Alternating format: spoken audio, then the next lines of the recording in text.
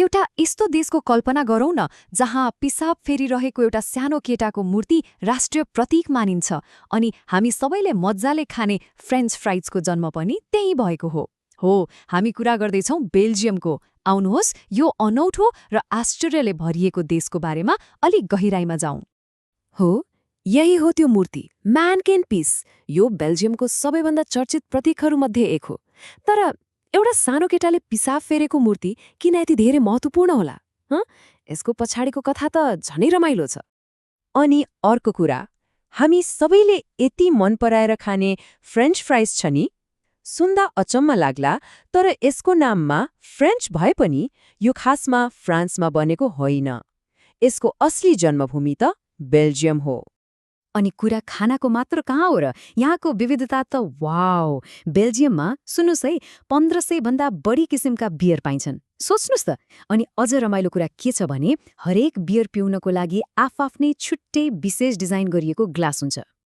ल, यिनै रमाइला कुराहरूले हामीलाई हाम्रो पहिलो खण्डमा पुर्याउँछ, सानो देश तर ठूलो उपस्थिति। आउनुहोस् अब हेरौँ कि कसरी यो सानो देशले विश्वमा आफ्नो आकारभन्दा कति ठूलो प्रभाव जमाएको छ। हेर्दा त बेल्जियम क्षेत्रफलमा सानो छ हैन, तर यहाँको जनसङ्ख्या घनत्व मतलब मान्छेको चाप एकदमै धेरै छ। प्रति वर्ग किलोमिटरमा लगभग 390 जना बस्छन्।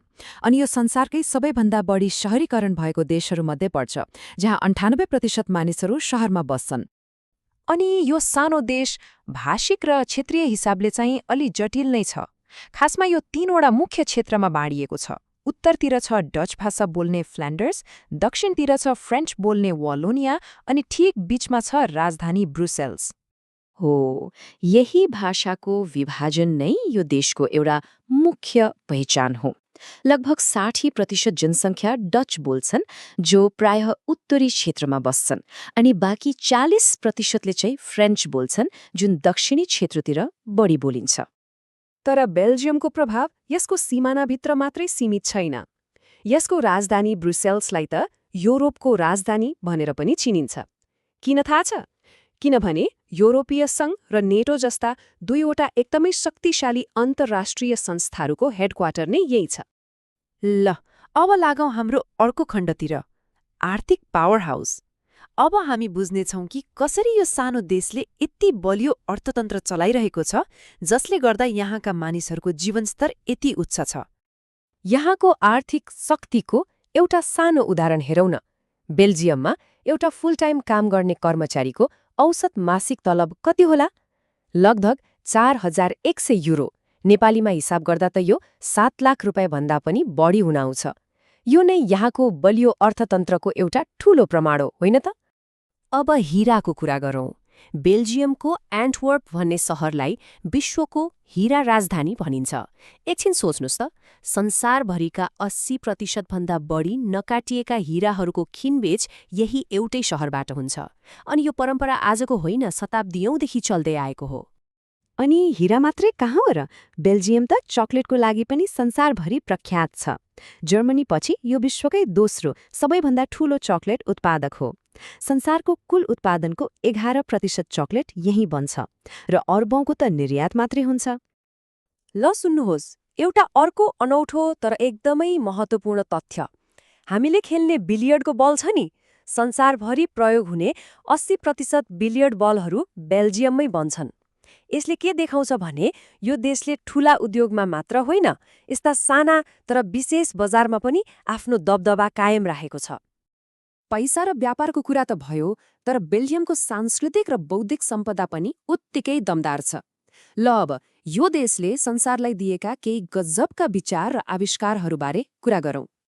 बेल्जियमको आविष्कारको इतिहास हेर्ने हो भने यो निकै लामो र प्रभावशाली छ। चाहे त्यो खाना होस्, सङ्गीत होस् वा ब्रह्माण्ड विज्ञान नै किन नहोस्, यहाँका आविष्कारकहरूले साँच्चीकै संसारलाई नयाँ बाटो देखाएका छन्। ल, फेरि त्यही फ्रेन्च फ्राइजको कथामा फर्कौँ है। इतिहासकारहरू भन्छन् पहिलो विश्वयुद्धको बेला अमेरिकी सैनिकहरूले जब यो खाए, उनीहरू फ्रेन्च भाषा बोलिने क्षेत्रमा थिए। त्यसैले उनीहरूले झुक्किएर यसको नाम फ्रेन्च फ्राइज राखिदिए। कस्तो रमाइलो! आविष्कारमा मात्र होइन, बेल्जियम सामाजिक सोचमा पनि एकदमै अगाडि छ। 2002 मै यहाँ इच्छामृत्युले कानुनी मान्यता पायो। अनि नेदरल्यान्ड्सपछि समलिङ्गी विवाहलाई कानूनी मान्यता दिने यो विश्वको दोस्रो देश बन्यो। ल, अब यी सबै कुरालाई हाम्रो आफ्नै नेपाली समुदायसँग जोडौं।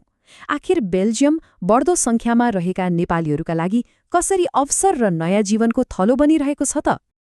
अहिलेको तथ्याङ्क हेर्ने हो भने बेल्जियममा 8,000 भन्दा बढी नेपालीहरू बस्दै र काम गर्दै आएका छन्। यो संख्याले नै त्यहाँ नेपाली समुदायको उपस्थिति कति बलियो छ भन्ने देखाउँछ। प्राय नेपालीहरू ब्रुसेल्स, एन्टवर्प, लुभेन र ब्रुस जस्ता मुख्य शहरहरूमा बस्छन्। उहाँहरू रेस्टुरेन्ट, सरसफाई जस्ता कामदेखि लिएर आइटी र इन्जिनियरिङ जस्ता क्षेत्रहरूमा पनि सक्रिय हुनुहुन्छ। अनि राम्रो कुरा के छ भने त्यहाँ हरेक वर्ष नेपाली सांस्कृतिक कार्यक्रमहरू पनि हुन्छन् जसले आफ्नो संस्कृतिलाई जीवन्त राख्न मद्दत गरेको छ। अब यदि कोही बेल्जियम जाने सोचमा हुनुहुन्छ भने एउटा निकै महत्त्वपूर्ण सल्लाह छ। त्यहाँ डच र फ्रेन्च भाषाहरू नै मुख्य हुन्। त्यसैले यी भाषाहरूको सामान्य ज्ञान मात्रै लिएर जानुभयो भने पनि त्यहाँको जीवन धेरै सजिलो हुन्छ, नत्र सुरुमा अलि गाह्रो पर्न सक्छ। र अन्त्यमा एउटा प्रश्नमा आएर रोक्यौं। जुन देशमा 3,000 भन्दा बढी पुराना महलहरू छन्, त्यही देश कसरी आजको आधुनिक प्रगतिको प्रतीक बन्न सक्यो होला? सायद यही पुरानो इतिहास र नयाँ सोचको अद्भुत सन्तुलनै बेल्जियमको असली परिचय हो।